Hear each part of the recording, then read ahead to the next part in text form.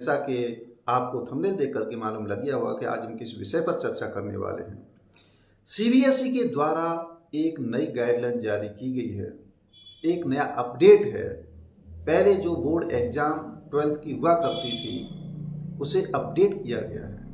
Update किस तरीके से किया गया है, अब जो बोर्ड की कॉपी किस तरीके से चेक होंगी उसमें केवल बदलाव किया गया है। पहले बोर्ड की कॉपी ऑफलाइन तरीके से जांच होती थी, चेक होती थी, लेकिन अब बोर्ड की कॉपी 12th की बात कर रहे हैं ओनली, बोर्ड की जो कॉपी हैं वो ऑनलाइन चेक होंगी।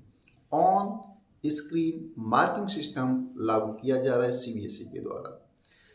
तो एवरीवन, ये जो सिस्टम अपनाया जा रहा है पारदर्शिता लाने के लिए, एक्यूरेसी बढ़ाने के लिए, टाइम को बचाने के लिए यह सिस्टम अपनाया जा रहा है।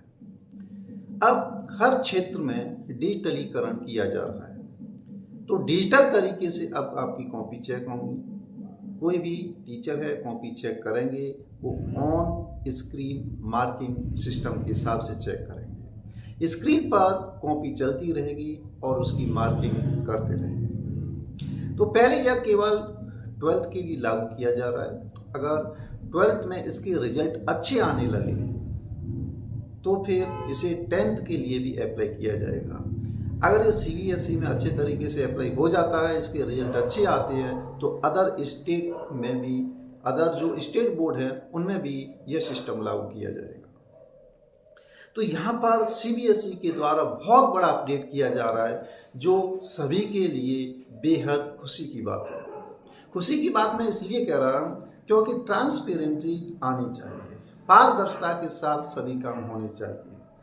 हाँ, थोड़ी सी मायूसी हो सकती है जो कमज़ोर छात्र होते हैं उनके लिए, बिकॉज इसका रीज़न ये होगा जो कमज़ोर छात्र हैं तो उनको कोई भी टीचर अपनी तरफ से इंक्रीज करते हुए नंबर नहीं दे सकता है। तो इस प्रकार जो कमज़ोर छात्र हैं उनके लिए थोड़ी ये दुखद बात हो सकती है, लेकिन ट्रांसपेरेंटी पारदर्शिता बढ़ाने के लिए सीबीएसई के द्वारा यह करना अत्यंत आवश्यक है। एक बात आपको बता दें कि सीबीएसई के द्वारा जो एग्ज़ाम कंडक्ट कराया जाता है, उसका जो पेपर बनाया जाता है, पेपर बनाने का जो लेवल रखा जाता है वो एज ए कंपटीशन लेवल का रखा जाता है। अगर कोई विद्यार्थी सीबीएसई बोर्ड से 12th पास आउट होता है तो उसका जो माइंड है अदर जो स्टेट बोर्ड की तुलना में ज़्यादा ब्रॉड होता है। ब्रॉड का मतलब बड़ा नहीं, लेकिन उसकी जो सोचने समझने की क्षमता है वो बढ़ जाती है। तो हालांकि सीबीएसई बोर्ड में पढ़ने वाले विद्यार्थियों की परसेंटेज डाउन रह सकती है, लेकिन कॉम्पिटिटिव एग्जाम में वही एफर्ट करेंगे। तो जो भी है, सीबीएसई के गाइडलाइन के द्वारा ये जो नया अपडेट दिया गया है, इस अपडेट से होने वाले फायदे बहुत हैं। नंबर एक बात, एक्यूरेसी रहेगी इसमें, क्योंकि जो टीचर कॉपी चेक करेगा ऑन स्क्रीन पर ही कॉपी चेक होगी आपकी, उसमें टोटलिंग में मिस्टेक नहीं हो सकती है। एवरी क्वेश्चन के जो मार्क दिए जाएंगे वो साथ ही साथ उसमें ऐड होते जाएंगे। अगर कोई स्टूडेंट एक ही क्वेश्चन को 2 बार कर दे या फिर 3 बार करता है तो वह तुरंत पकड़ना आ जाएगा।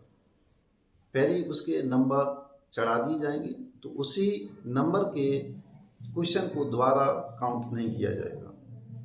तो इस प्रकार टोटलिंग मार्किंग में एक्यूरेसी रहेगी।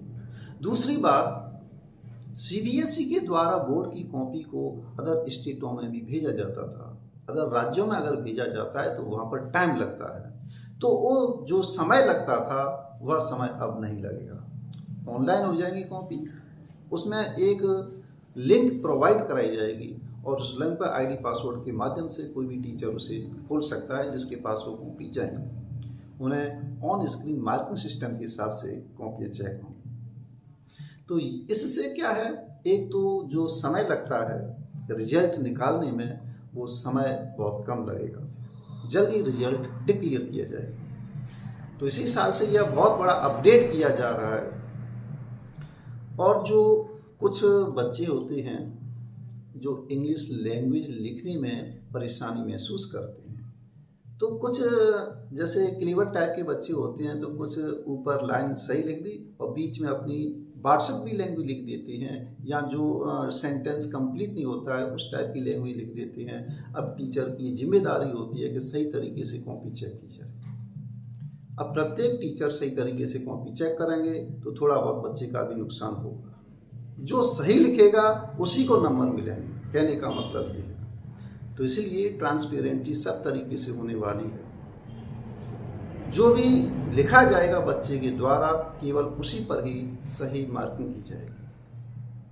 और ये जो नंबर दिए जाएंगे टीचर के माध्यम से, तो यही नंबर किसी दूसरी टीम के द्वारा भी चेक किए जा सकते हैं। तो ये बहुत बड़ा अपडेट है सीबीएसई के द्वारा।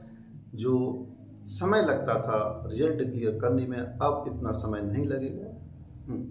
इसमें महत्वपूर्ण बात ये है कि जैसे ही बोर्ड एग्ज़ाम कंडक्ट होगी तो कॉपियों की जो स्कैनिंग की जाएगी, कॉपियाँ जो भी स्कैन करने के बाद ही इसे वेबसाइट पर अपलोड कर दिया जाएगा।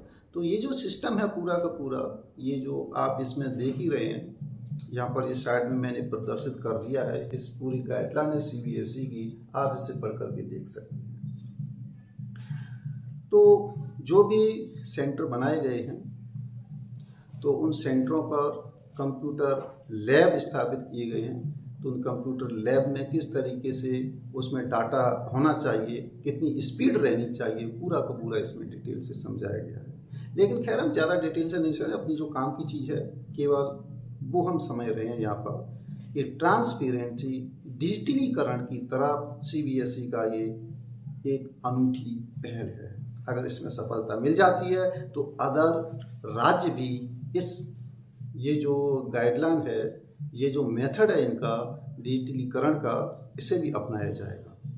ध्यान रहें, जो भी आप पढ़ रहे हैं पास मार्किंग तो आप पर आनी ही चाहिए और इसमें कोई भी तुक्का नहीं लगाना चाहिए। हाँ, तो यहाँ पर क्या है, इस मेथड के माध्यम से ये जो ऑन स्क्रीन मार्किंग सिस्टम लागू किया जा रहा है सीबीएसई के द्वारा, इसके माध्यम से जो कमज़ोर छात्र हैं उनको मेहनत करने की बहुत ज़्यादा रिक्वायरमेंट है।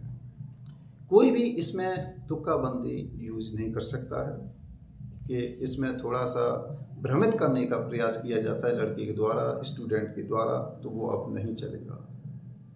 कॉपियाँ टीचर के माध्यम से एक्यूरेसी के साथ चेक होंगी। इस प्रकार अब आपकी मेहनत है वो क्लियरिटी के साथ होनी चाहिए, नीट एंड क्लीन आपका काम होना चाहिए, तभी आपको बहुत बड़ा बेनिफिट मिलेगा। उतना बेनिफिट मिलेगा कि आप कॉम्पिटिटिव एग्जाम को भी क्रैक कर सकते हो।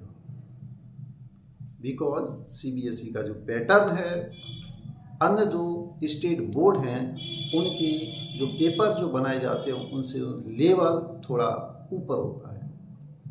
तो इसलिए सीबीएसई के एग्ज़ाम को दीजिए और आगे आपको बहुत बड़ा बेनिफिट होगा।